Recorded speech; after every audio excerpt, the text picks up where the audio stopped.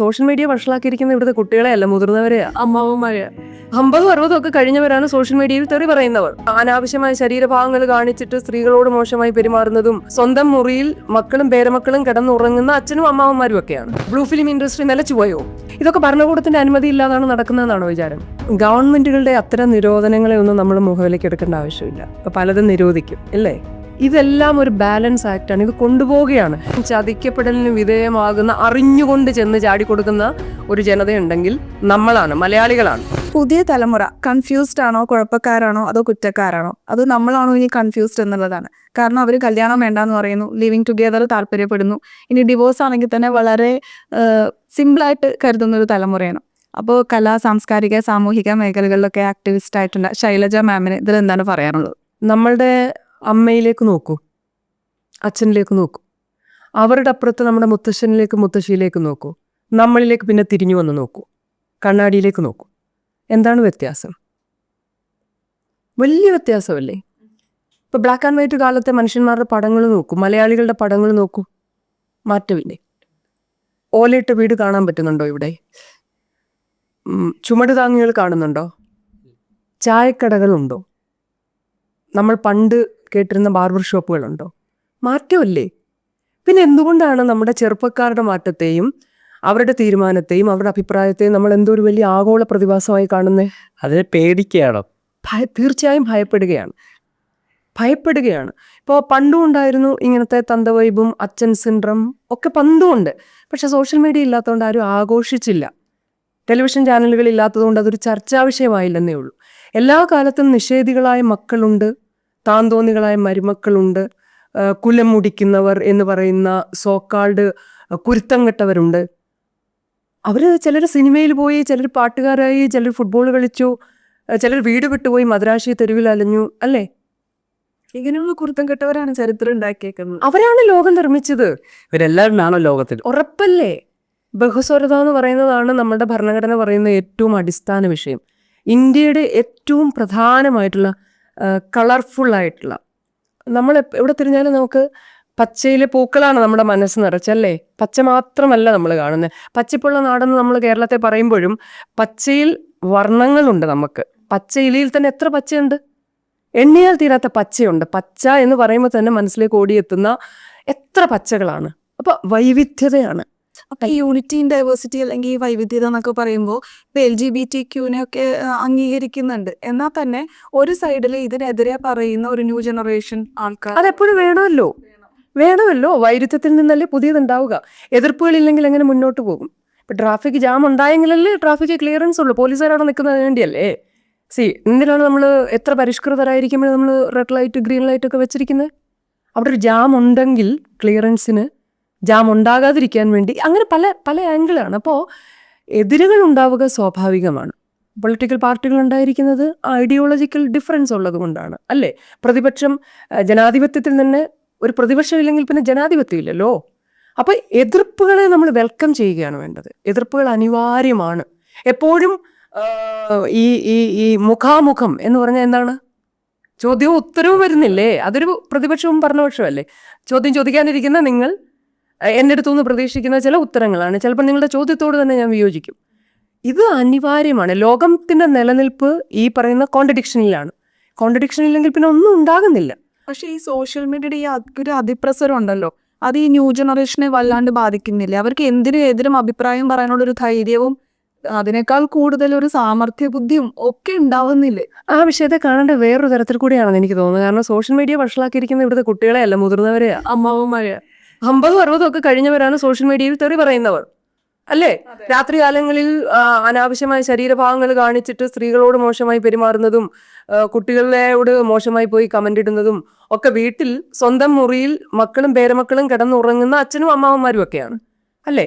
ചെറുപ്പക്കാരിൽ വളരെ കുറവ് ആളുകളാണ് അങ്ങനെയൊക്കെ ചെയ്യുന്ന ആളുകൾ. അപ്പൊ സോഷ്യൽ മീഡിയ ആരെയാണ് എഫക്ട് ചെയ്തിരിക്കുന്നത് മോശമായി? ഈ ചക്കക്കൂട്ടാൻ കണ്ട പട്ടിണി കിടന്ന ആളുകളെ പോലെയാണ് നമ്മുടെ സമൂഹത്തിലെ കുറേയധികം ആളുകൾ സോഷ്യൽ മീഡിയ ഉപയോഗിക്കുന്നത്.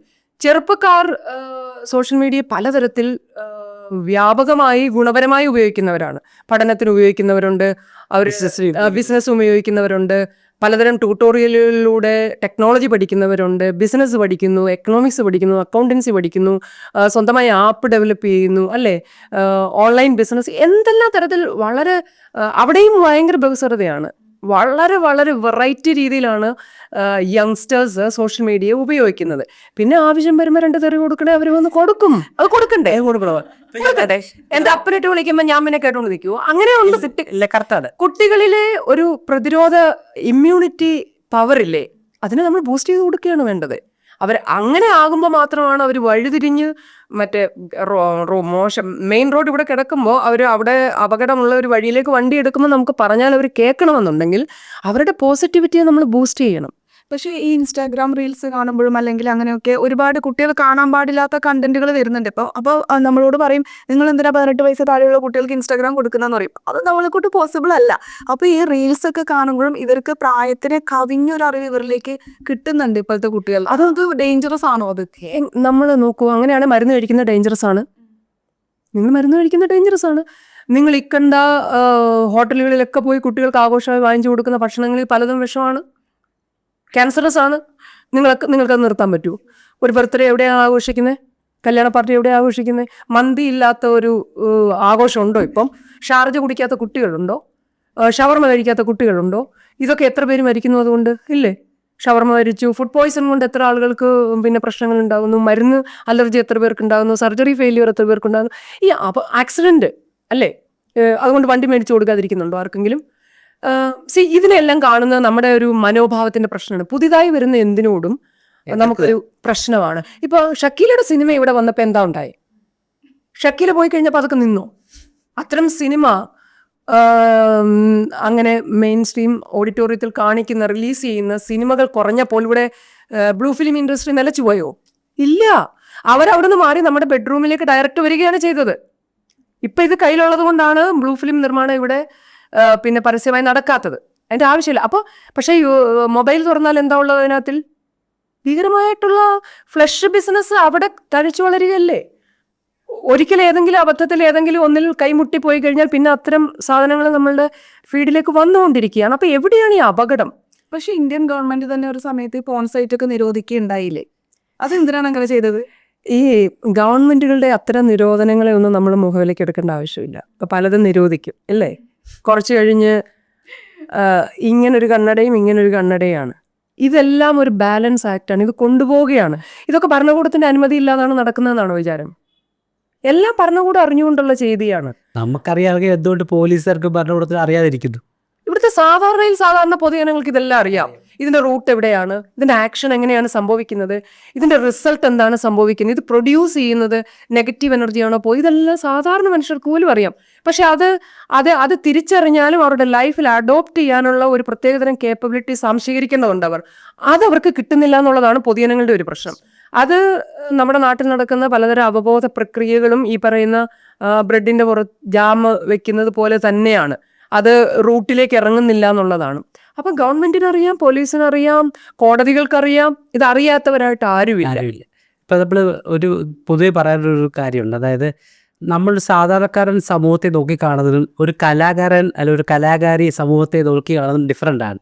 അപ്പോൾ അങ്ങനെ ചോദിക്കുമ്പോൾ ശൈലജ ചേച്ചിയുടെ ഒരു പോയിന്റ് ഓഫ് വ്യൂ അനുസരിച്ച് ഈ സമൂഹം ഈ പറഞ്ഞ സോക്കോൾഡ് രക്ഷപ്പെടലിലേക്ക് അല്ലെങ്കിൽ നല്ലതായി മാറുന്ന എല്ലാവരും പഠിക്കുന്ന ഒരു കപടതയും ഇല്ലാത്തൊരു സമൂഹമായിട്ട് മാറാൻ സാധ്യതയുണ്ടോ? അവർ ചോദിച്ചാൽ എല്ലാവർക്കും ലോട്ടറി അടിക്കുമെന്ന് ചോദിക്കുന്ന അല്ലേ? എല്ലാവർക്കും ലോട്ടറി അടിക്കുമോ? ലോട്ടറി തന്നെ വലിയൊരു കള്ളത്തരം അല്ലേ? വലിയൊരു കള്ളത്തരം. ഓണം നമ്പർ അടിച്ച് ഭയങ്കര സ്കാം അല്ലേ അത്? എവിടെയായാലും അത്തരം വ്യാമോഹ പദ്ധതികളെല്ലാം വലിയ കള്ളത്തരങ്ങളാണ്, മനുഷ്യനെ ചതിക്കലാണ്. ഇപ്പം ലോകത്ത് തന്നെ എടുത്തു കഴിഞ്ഞാൽ ഏറ്റവും കൂടുതൽ അത്തരം ചതിക്കപ്പെടലിന് വിധേയമാകുന്ന, അറിഞ്ഞുകൊണ്ട് ചെന്ന് ചാടിക്കൊടുക്കുന്ന ഒരു ജനതയുണ്ടെങ്കിൽ നമ്മളാണ്, മലയാളികളാണ്. നമുക്ക് എല്ലാം നമ്പർ 1 ആണ്. നമ്മൾ 100% ലിറ്ററസി. അതാണ്. പക്ഷെ അതാണ് ഞാൻ പറഞ്ഞത്, മുമ്പേയും പറഞ്ഞത്, നമ്മൾ സ്വാംശീകരിക്കുന്ന ആർജിക്കുന്ന ഒരു നോളജ് പ്രയോഗിക്കേണ്ട ഇടം വരുന്നത് എവിടെയാണെന്ന് നമുക്കിപ്പോഴും അറിയില്ല. നമ്മുടെ വിദ്യാഭ്യാസം അങ്ങനെയാണ്. അപ്പോൾ ഈ നല്ലൊരു സമൂഹമുണ്ട്. അങ്ങനെ നല്ല സമൂഹത്തിന്റെ ഡെഫിനിഷൻ എന്താണ്? ഇവിടെ കുറ്റവാളികൾ ഇല്ലെങ്കിൽ പോലീസ് സ്റ്റേഷനിൽ കോടതിയുടെ ആവശ്യമുണ്ടോ? എല്ലാം പെർഫെക്റ്റ് ആവുക എന്നുള്ളതല്ല, എല്ലാവർക്കും ഇടമുള്ള ഒരിടമെന്നാണ്. എല്ലാവർക്കും സ്പേസ് കൊടുക്കുക. യെസ്, ഇപ്പോൾ എല്ലാ കള്ളന്മാരെയും സത്യസന്ധന്മാരാക്കുക, എല്ലാ പോലീസുകാരെയും നല്ലവരാക്കുക, എല്ലാ ജഡ്ജിമാരും ഭരണഘടന, അത് നമ്മുടെ വ്യാമോഹമാണ്, അത് നടക്കില്ല. കാരണം കള്ളന്മാരുണ്ട്, എല്ലാവരും ഉണ്ട്, എല്ലാവരും ഉണ്ട്. ഈ സത്യസന്ധത എന്ന് പറയുന്നത് ഒരു ഉട്ടോപ്പിയാണ്, അതൊരു ഉട്ടോപ്പിയാണ്. അത് ഇപ്പോ ഞാൻ ഇവിടെ ഇരിക്കുമ്പോൾ ഞാൻ പറയുന്ന കാര്യങ്ങൾ ഈ നിമിഷത്തിൽ എനിക്ക് ശരിയെന്ന് തോന്നുന്നതാണ്. ഞാൻ ചിലപ്പോൾ ഈ ഡോർ തുറന്ന് പുറത്തേക്ക് ഇറങ്ങിയാൽ എൻ്റെ ആ ശരി മാറും. കാരണം പുറത്ത് മഴ പെയ്യുകയാണേ, കാലാവസ്ഥ എന്നെ അഫക്റ്റ് ചെയ്യും. അപ്പം ഞാൻ പറഞ്ഞ കാര്യങ്ങൾ എന്താണോ പറഞ്ഞത് അതിന് ചിലപ്പം ചെറിയ മാറ്റം. ഞാനൊരു ഉദാഹരണം പറഞ്ഞാണത്. ഇത് നമുക്ക് ആഗ്രഹിക്കാൻ പറ്റുന്നത് മനുഷ്യൻ അങ്ങോട്ടും ഇങ്ങോട്ടും സഹകരിച്ച് ജീവിക്കുന്ന ഒരു ഇടം ഉണ്ടാകുക എന്നുള്ളത്. ഇപ്പം കള്ളനാണെങ്കിൽ കള്ളനെ തിരുത്താൻ ഒരു ഇടം ഉണ്ടാകുക. എന്തിനാണ് മോഷ്ടിക്കുന്ന ഒരാൾ? നമ്മൾ ആ വഴിക്കാണ് ചിന്തിക്കുന്നത്. നമ്മുടെ ഒരു കാഴ്ചപ്പാട്. ഒരാൾ മോഷ്ടിക്കേണ്ടി വരുന്നത് എപ്പോഴാണ്? അസമത്വം ഉള്ളപ്പോഴാണ്, ഇല്ലായ്മ ഉള്ളപ്പോഴാണ്. ആ അസമത്വം ഇപ്പോഴും നിലനിൽക്കുന്നുണ്ടായിരുന്നു, ഭയങ്കരമായിട്ട് നിലനിൽക്കും. എൻ്റെ ഒരു സുഹൃത്ത് പറഞ്ഞൊരു കാര്യം പറയും, അതൊരു കോട്ട് ചെയ്ത് പറയാണ്. അതായത് വേടൻ ഒരു റാപ്പർ ഉണ്ടായിരുന്നു, അദ്ദേഹത്തിൻ്റെ പാട്ടുകൾ അത് പഴയ തലമുറ അനുഭവിച്ച അസമത്വത്തിൻ്റെ പേരിൽ അതിപ്പോഴും വിളിച്ച് പറഞ്ഞുകൊണ്ട് ആ അസമത്വം എന്തിനാണ് ഇപ്പോഴത്തെ ജനറേഷൻ്റെ ആൾക്കാരിലേക്ക് എത്തിക്കുന്നതെന്ന് ചോദിച്ചു. അപ്പോൾ ഞാൻ പറഞ്ഞു, ഇവിടെ അയാൾക്കുണ്ടായ അസമത്വം അയാൾ വിളിച്ച് പറയാണ്. അത് ഇപ്പോഴത്തെ ജനറേഷന് ഉണ്ടാകാൻ സാധ്യതയുണ്ടാകാം, ചിലപ്പോൾ ഉണ്ടായിട്ടുണ്ടാകാം, അത് നമുക്ക് പറയാൻ പറ്റത്തില്ല. അപ്പം അങ്ങനെ അസമത്വം ഇപ്പോഴും ഈ 2025 ടെക്നോളജി മുന്നോട്ട് നിൽക്കുന്ന ഈ നൂറ്റാണ്ടിലും ഉണ്ടെന്ന് വിശ്വസിക്കുന്നുണ്ടോ? നമ്മൾ ഇന്നുമ്പേ ചേഞ്ചിനെ പറ്റി പറഞ്ഞ പോലെയാണ്, മാറ്റമുണ്ട് എല്ലാ സ്ഥലത്തും. പക്ഷെ ആ മാറ്റത്തിനൊപ്പം പഴയത് മാറുകയാണ് ചെയ്യുന്നത്. മനസ്സിലായില്ലേ? ഇന്നലെ അച്ഛനായിരുന്നാലും ഇന്ന് അപ്പൂപ്പനാകുന്നു, ഇന്ന് മകനായ ആൾ അച്ഛനാകുന്നു, അച്ഛനൊരു കുഞ്ഞുണ്ടാകുന്നു. ഇതൊരു മാറ്റമാണ്. മനസ്സിലായില്ലേ? ഇതേപോലെയാണ് കാര്യങ്ങൾ. സംഗതികളെല്ലാം അവിടെ ഉണ്ട്, പക്ഷെ അതിന് കുറച്ച് രൂപവും ഭാവവും മാറുന്നേ ഉള്ളൂ. ഇപ്പോഴും ലംസം ഗ്രാൻഡ് വാങ്ങിക്കാൻ ചെല്ലുന്ന കുട്ടികളോട് മോശമായി പെരുമാറുന്ന അധ്യാപകരുണ്ട്. അപ്പൊ സംഗതി മാറി. ഇവിടെ നമ്മൾ കാണുന്നത് പോലെ പ്രത്യക്ഷത്തിൽ രാവിലെ 6 മണിക്ക് പാടത്തിറങ്ങി രാത്രി 8 മണിക്ക് പണ്ട് പറഞ്ഞിരുന്ന പോലെ കുടിലിൽ തിരിച്ചെത്തി പട്ടിണി കിടന്ന കുട്ടികളെ അല്ലെങ്കിൽ മഴ ചോരുന്ന ഇവിടെ ഇത് വെച്ച് അങ്ങനെ കോമൺ ആയിട്ടില്ലെന്നേ ഉള്ളൂ. മനസ്സിലായില്ലേ? മനോഭാവം അതവിടെ ഉണ്ട്. മനസ്സിലായില്ലേ? ഇപ്പോ ഒരു പ്രത്യേക വിഭാഗത്തോട് അല്ലെങ്കിൽ അത് ഞാൻ പറയുന്നത് ഒരു ജാതിയിലോ ഒരു മതത്തിലോ മാത്രമല്ല, അതെല്ലായിടത്തും ഉണ്ട്. ശമ്പളം കൂടുതലുള്ള ആളിന് ശമ്പളം കുറവുള്ള ആളിനോട്, അല്ലെ ഒരു ഓഫീസിൽ ജോലി എടുക്കുന്ന പിയൂണിന് ഗേറ്റിൽ നിൽക്കുന്ന വാച്ചറോട് തോന്നുന്നത്, കാരണം പുള്ളി അകത്താണ്. അത് പിയൂണാണേലും അയാൾ AC യിലായിരിക്കുന്നത്. മനസ്സിലായില്ലേ? മറ്റേ പുള്ളിക്കാരൻ വെയിലത്താണ് നിൽക്കുന്നത്. ആ ഒരു അവസ്ഥയില്ലേ? ഈ ഒരു ഹൈറാർക്കി, ഈ ഒരു ഉച്ചനീചത്വം എന്ന് നമ്മൾ പറയാം, അത് പണ്ട് ജാതിപരമായി മാത്രമായിരുന്നെങ്കിൽ, അല്ലെങ്കിൽ ഇന്ന് നമ്മൾ മോഡേൺ ഇതിൽ പോയി നോക്കിയാൽ എല്ലാ സ്ഥലത്തും ഉണ്ട്. നിങ്ങൾ ഈ കൊട്ടിഘോഷിച്ച് പറയുന്ന IT സെക്ടറിലേക്ക് നോക്കൂ, അവിടെ പരാതികളില്ല. ഇന്ന് ജോലിക്ക് കയറിയോ 3-ാമത്തെ ദിവസം അവനെ പിരിച്ചുവിടുകയാണ്. തൊഴിലാളിക്ക് ഒരു അവകാശമുണ്ട്, തൊഴിലാളിക്ക് കുറച്ച് മറ്റേ ഇതുണ്ട്, അങ്ങനെയൊന്നും ഇല്ല. ഇപ്പൊ ഇവിടെ നടക്കുന്ന ചാനലുകളിൽ ആർക്കെങ്കിലും എന്തെങ്കിലും സുരക്ഷയുണ്ടോ? എന്തെങ്കിലും ഉണ്ടോ? ജോലി ഉറപ്പുണ്ടോ? അപ്പൊ ഇതെല്ലാം ഏതെങ്കിലുമൊക്കെ പണ്ട് ജന്മിക്ക് കുടിയാനോടുള്ള ഇഷ്ടവും ഇഷ്ടക്കേടുമായിരുന്നെങ്കിൽ, ഭൂമിയുടെ മൊത്താവകാശക്കാരന് ഭൂമി ഇല്ലാത്തവനോടുള്ള മോശപ്പെട്ട പെരുമാറ്റമായിരുന്നെങ്കിൽ, ഇന്നൊരു ചാനൽ മുതലാളിക്ക് അതിലെ സ്റ്റാഫിനോട് തോന്നുന്നതാണ് അല്ലേ? അല്ലെങ്കിൽ ഒരു സർക്കാർ ഓഫീസിലെ ഹയർ അതോറിറ്റിക്ക് അതിൻ്റെ താഴെയുള്ള ജോലിക്കാരോട് മുഴുവൻ തോന്നുന്നുണ്ട്. ബാങ്ക് മാനേജർക്ക് തോന്നുന്നതാണ്. ഇപ്പോൾ ഒരു ബാങ്ക് മാനേജർ തീരുമാനിക്കുകയാണ്, എൻ്റെ ബാങ്കിലുള്ള ഇവിടെ നടന്നതാണല്ലോ, ഒരു സ്റ്റാഫും നോൺ വെജ് കഴിക്കരുത്, ബീഫ് കഴിക്കരുത്. പുള്ളിക്കാരൻ അങ്ങ് തീരുമാനിക്കുകയാണ്. അപ്പൊ പുള്ളിയുടെ ബാക്ക്ഗ്രൗണ്ട് അങ്ങനെയാണ്, പുള്ളി അത് ഇഷ്ടപ്പെടുന്ന ആളാണ്, അല്ലെ അത്. അപ്പൊ അവിടെ ഒരു ഭയങ്കരമായ ഒരു പ്രശ്നം അല്ലെ, അസമത്വം ഉണ്ടാവുകയാണ്, അല്ലെങ്കിൽ അടിച്ചേൽപ്പിക്കുകയാണ്. അങ്ങനെ ചെറുതും വലുതുമായി നിരവധിയായ അസമത്വങ്ങൾ നമ്മുടെ സമൂഹത്തിൽ ഇപ്പോഴും നിലനിൽക്കുന്നുണ്ട്. ആ സമൂഹത്തെ ആ അസമത്വത്തെ ഭീകരമായ ആളുകൾ ചൂഷണം ചെയ്യുന്നുണ്ട്. അത് പെണ്ണ് ചൂഷണം ചെയ്യപ്പെടുന്നുണ്ട്, കുട്ടികൾ ചൂഷണം ചെയ്യപ്പെടുന്നുണ്ട്, ദളിതർ ചൂഷണം ചെയ്യപ്പെടുന്നുണ്ട്. സർവോപരി അവരവരുടെ സോഷ്യൽ സ്റ്റാറ്റസും സാമ്പത്തിക നിലവാരവും ഭൗതിക സമ്പത്തുകളുടെ ഏറ്റക്കുറച്ചിലും അനുസരിച്ച് എല്ലാ മനുഷ്യരും ഇത് അങ്ങോട്ടും ഇങ്ങോട്ടും പ്രവർത്തിച്ചുകൊണ്ടിരിക്കുക. ഒരു ഡൗട്ട്, അപ്പൊ മനുഷ്യർ തന്നെ അല്ലേ? അതായത് ഇപ്പൊ ജെൻഡർ ഇല്ലല്ലോ, അങ്ങനെ തോന്നിയിട്ടുണ്ടോ? ആണും പെണ്ണും കുഞ്ഞും എല്ലാവർക്കും അസമത്വം എല്ലാവർക്കും അസമത്വം നേരിടുന്നുണ്ട്. അത് അവിടെ ഇനി ജെൻഡർ പെർസ്പെക്റ്റീവിലേക്ക് നമുക്ക് വരുവാണെങ്കിൽ അവിടെ ഏറ്റക്കുറവുകളുണ്ട്. ഇപ്പൊ ആണുങ്ങൾ എങ്ങനെയത് ഞാൻ മുമ്പേ പറഞ്ഞ പോലെയാണ്, ഒരു ഓഫീസിൽ ഒരു മേലുദ്യോഗസ്ഥൻ ഒരു താഴെയുള്ള ഉദ്യോഗസ്ഥനോട് നമ്മൾ കരുതുന്നത് മാന്യമായി പെരുമാറണമെന്നാണ്.